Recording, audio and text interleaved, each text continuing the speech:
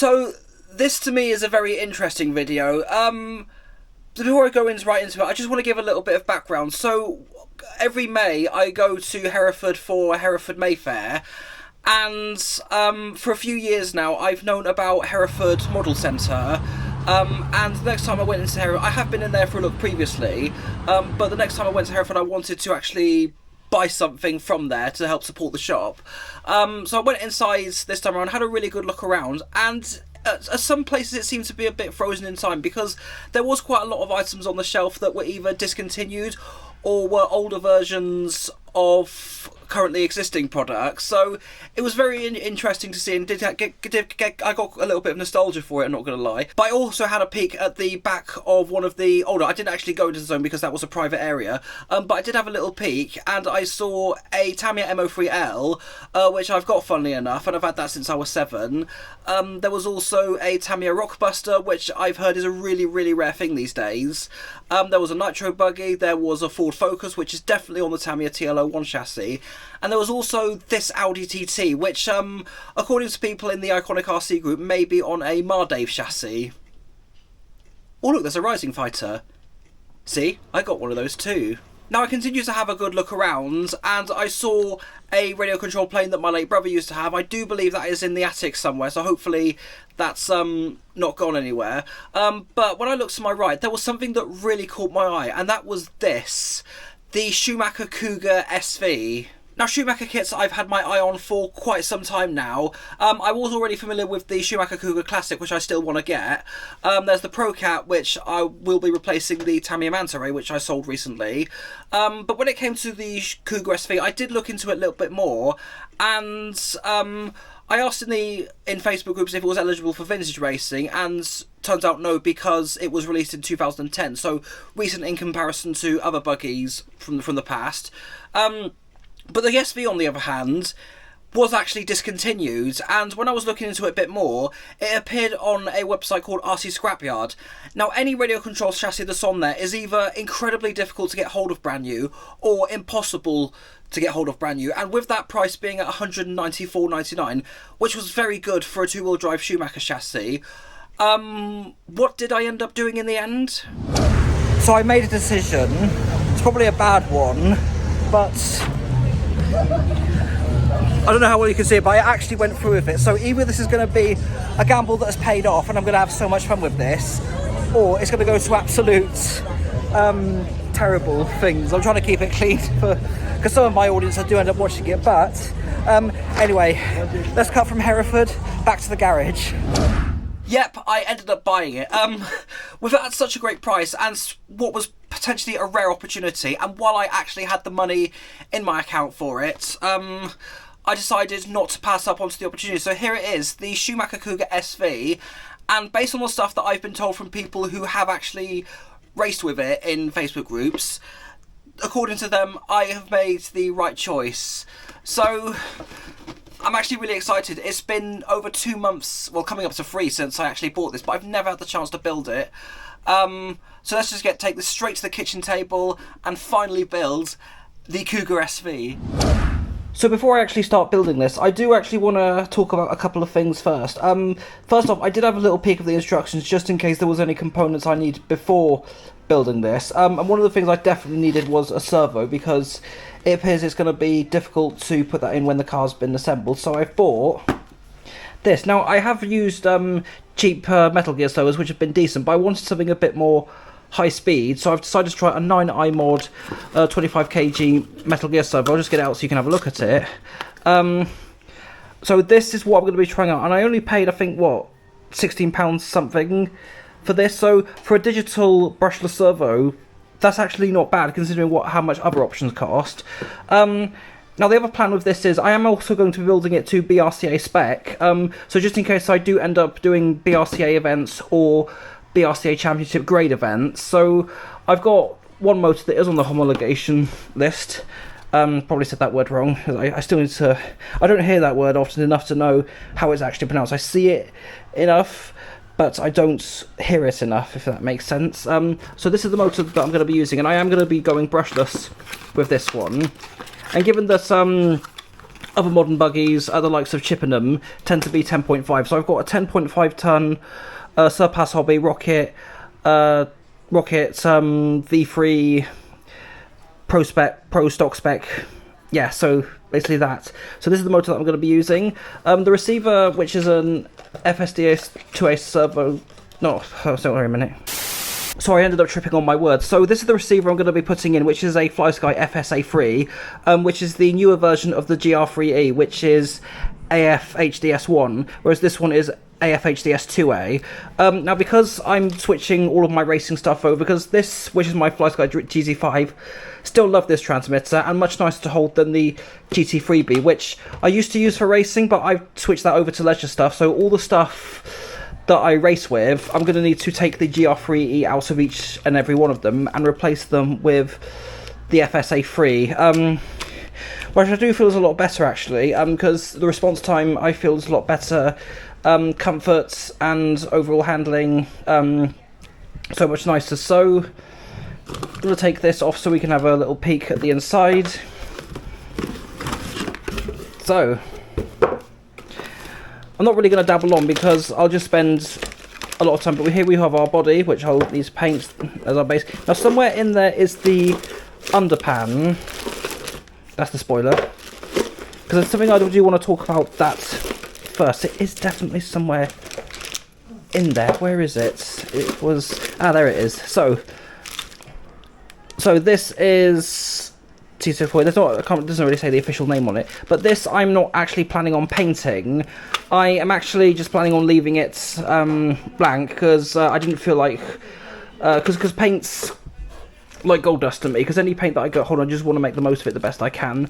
But this I've decided not to paint. I've decided to leave clear. But other than that, I just want to stop dawdling on. I've been meaning to build this for quite some time. So yeah, let's build, at long last, the Schumacher Cougar SV.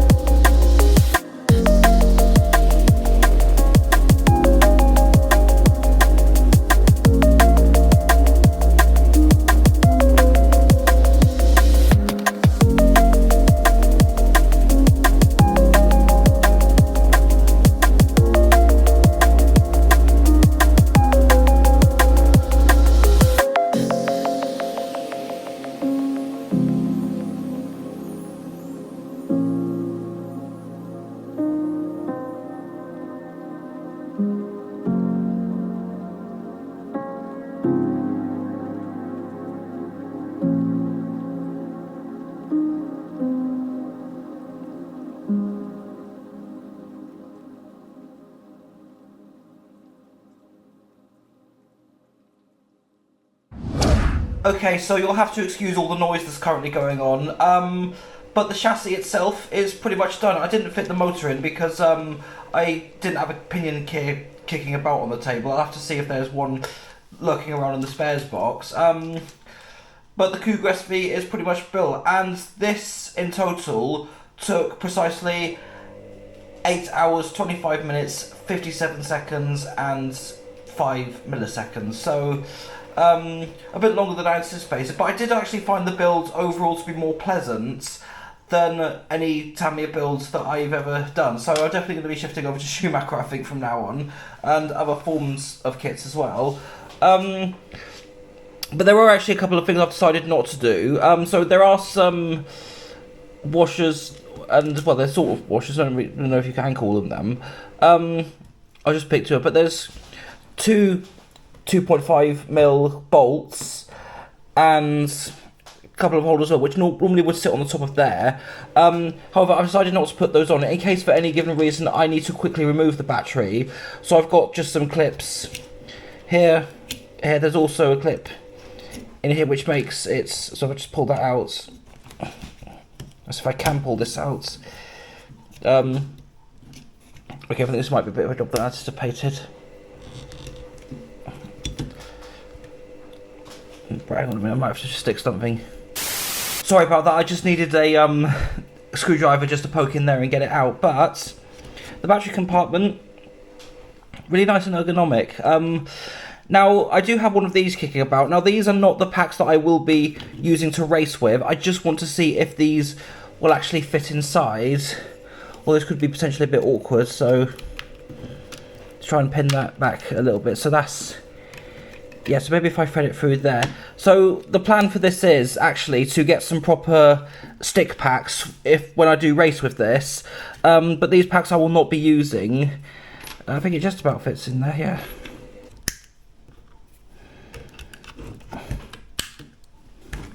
Okay, yeah, so this pack fits, but I will only ever be using this because these packs I only ever use for my leisure cars. I don't typically use them for racing. I have done club racing with them in my MO7, but some proper stick packs are definitely on the table, and I will definitely be getting some whenever I can. But for now, these are just going to be like a temporary thing. But overall, despite the fact that this is going to be a thing I'll have to do where I'm just going to have to use an external screwdriver to move the pack. But on the plus, at least it assures that the battery will be nice and secured.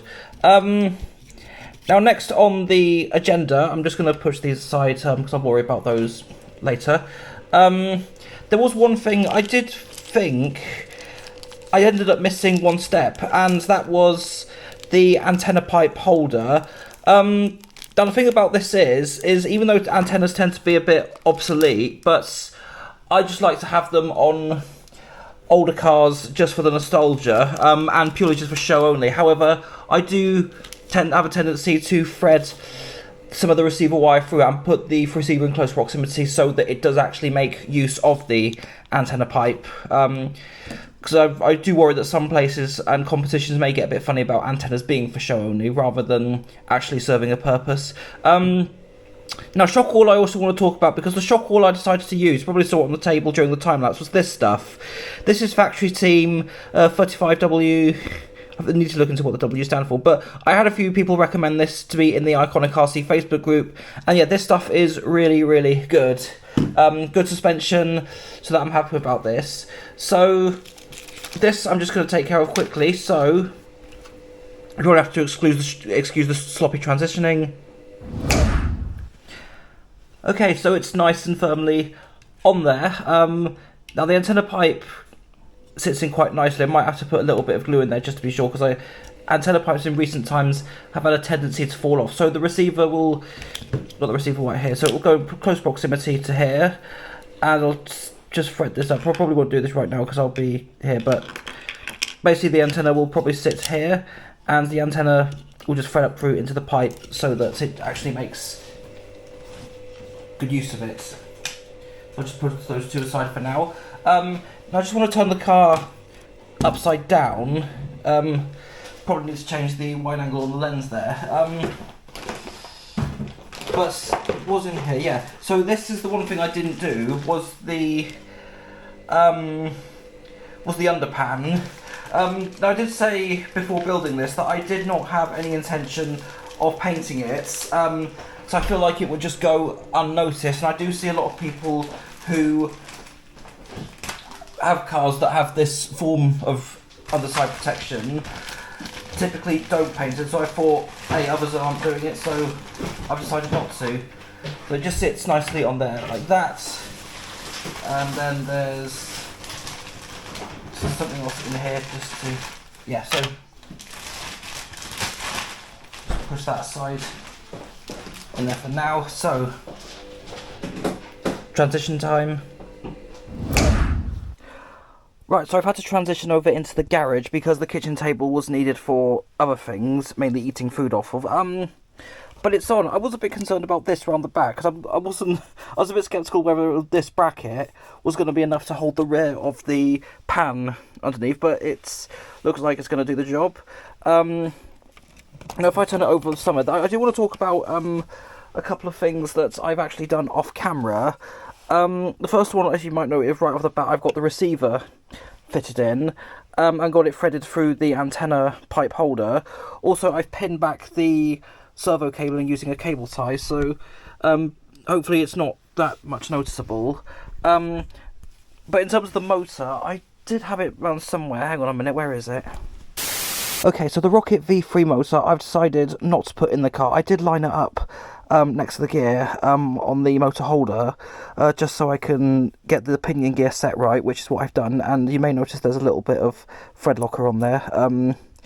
It's on there nice and tightly, shouldn't come off. But also positioned a lot easier, so if it does come loose, it's much easier to adjust without having to take the motor out. But the reason why I've not actually put this in yet is because I'm still waiting for I need to get an ESC, but the thing is, because I'm building this to BRCA spec, I'm getting a BRCA approved ESC, because there is a Hobbywing one. It's a Hobbywing Quick Run ESC. However, I did email the BRCA about that. They did ask, I think they were asking Hobbywing to send over a sample so that they could put it from the homologation phase. But so far I've not heard anything about that ever since, so I've decided not to use that ESC just to be safe.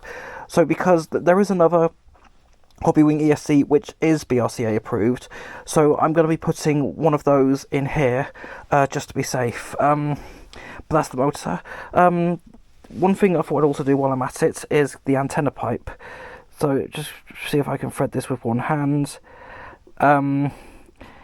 Just about, but in fact, while I'm doing this, I thought I'd also talk about why I've not put the wheels on. Now, there was one thing I was going to try and do is get some 12mm hex hub on this, but I don't think that's going to be doable at the moment. But if anyone does actually know of some hex hubs that work, I know I wouldn't be able to use any of the fronts, but mainly for the back. If anyone does know of ones that could work with the Cougar SV, I'll be great. I'll worry about that off camera because I'll be here. So anyway, here are the wheel hubs. I've got the shaft locker or in there just to be safe. But the reason why I've not put these on yet is because I still need to get tyres, because the car didn't include with any.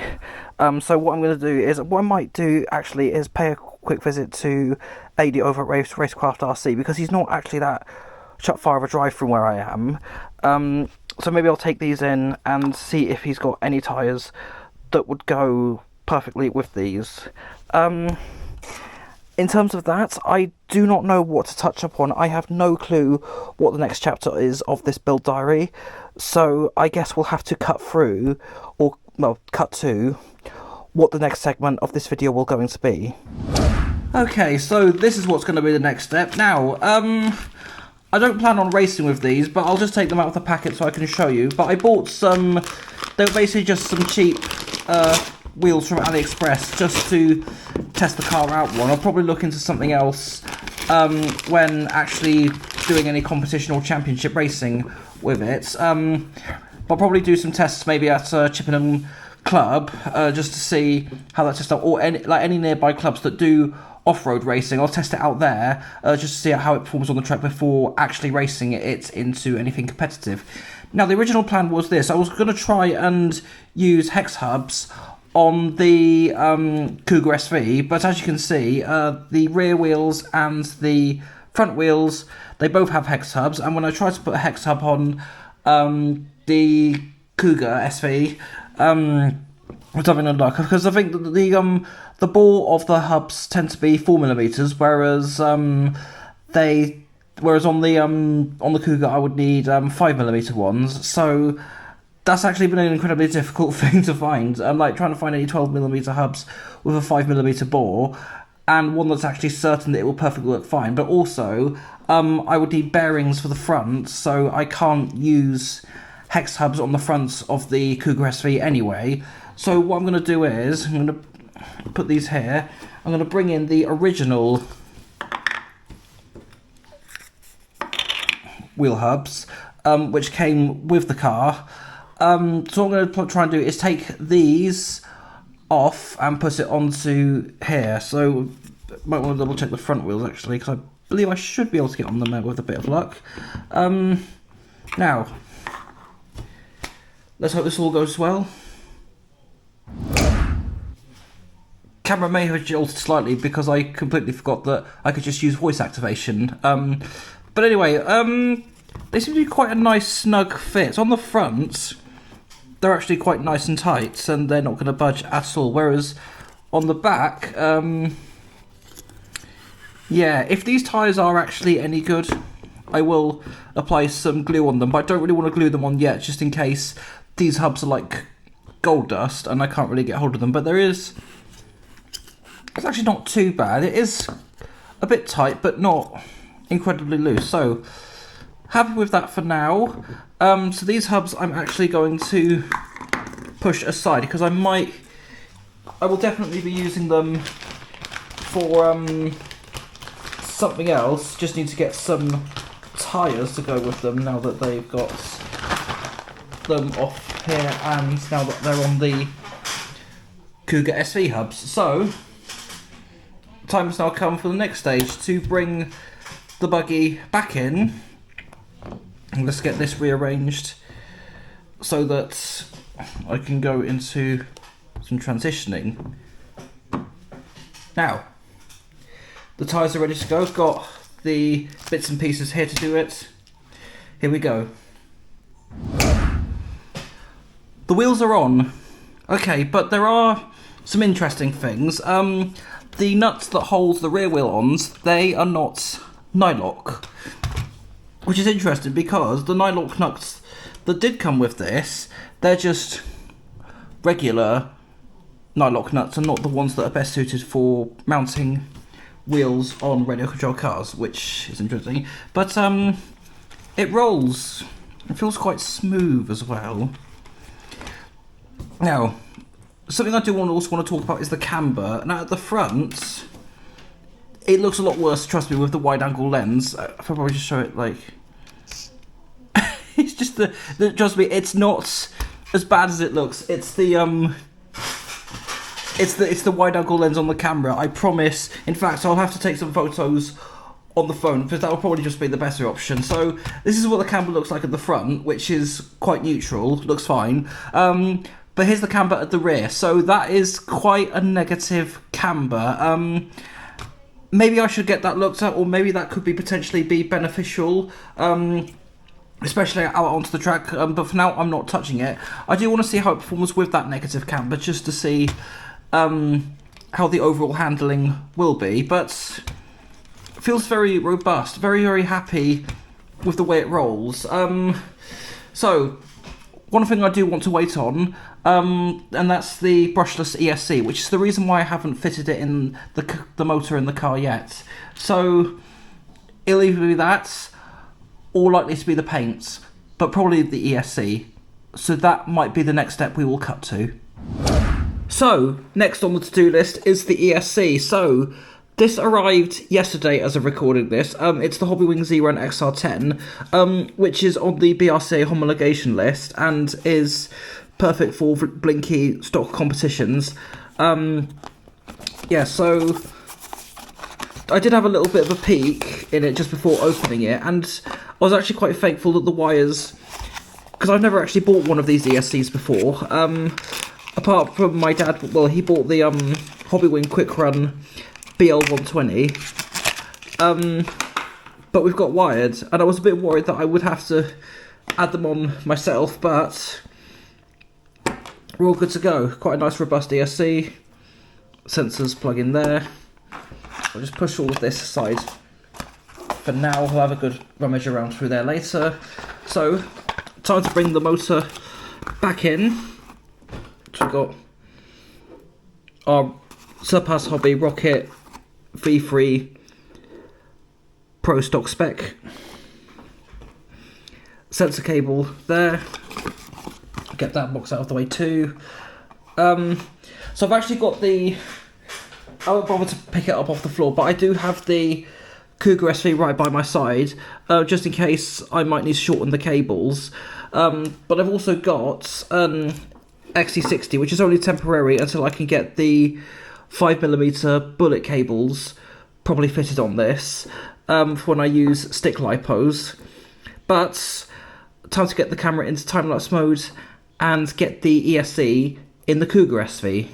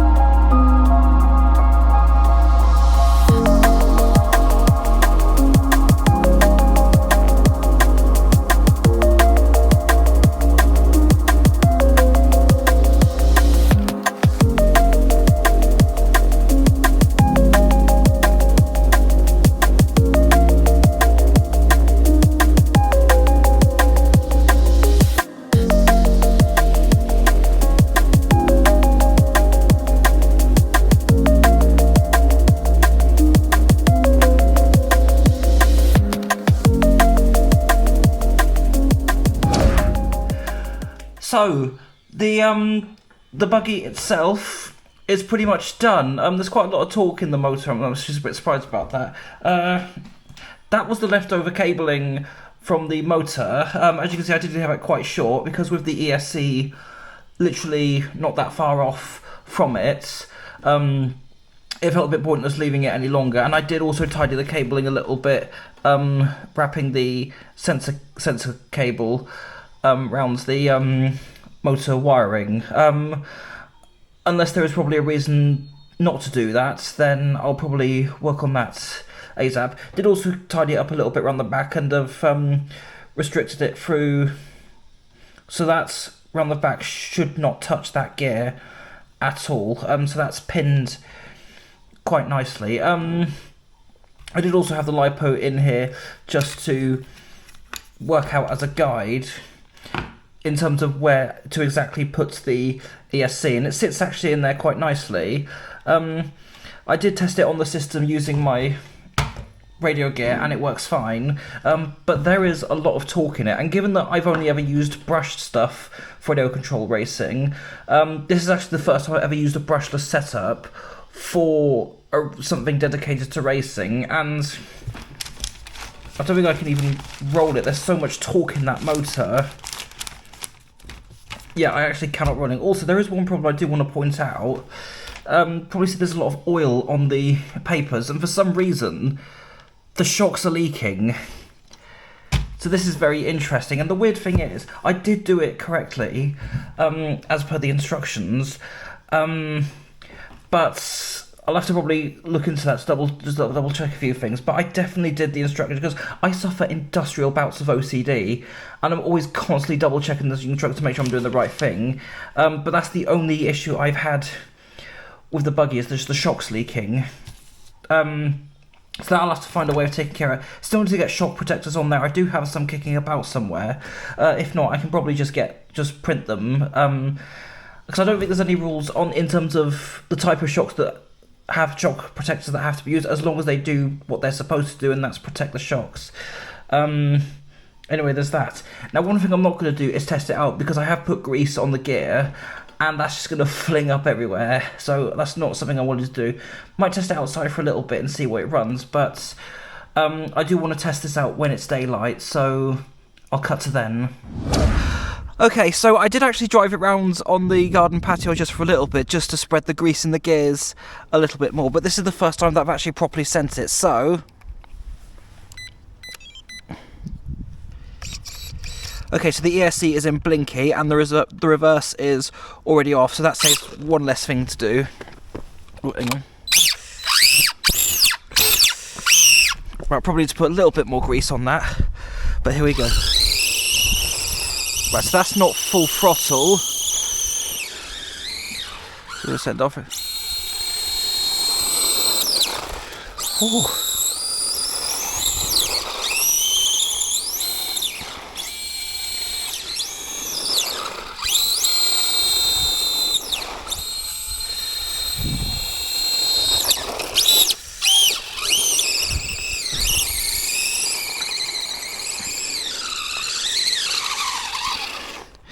Okay, so a very interesting run, but it works. So that's the car itself done.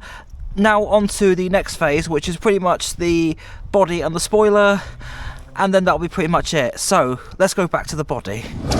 So just a quick alteration I did making after that test, but also before I do want to point that out, the ESC thankfully is already in blinky mode. I'll have to double check the timing advantage to make sure that there isn't any set on it before I do actually race with this at any events where zero timing isn't allowed, so I'll check that with the programming card. Hopefully that will work with the ESC, because I've got a Hobbywing controller and that's a Hobbywing ESC, but anyway. So one of the things I actually did, I wasn't happy with the noise the motor was making. I did feel that the pinion gear may be a bit too close to the gear, but I did shift the motor this side, close to the front of the car, and if I do another test...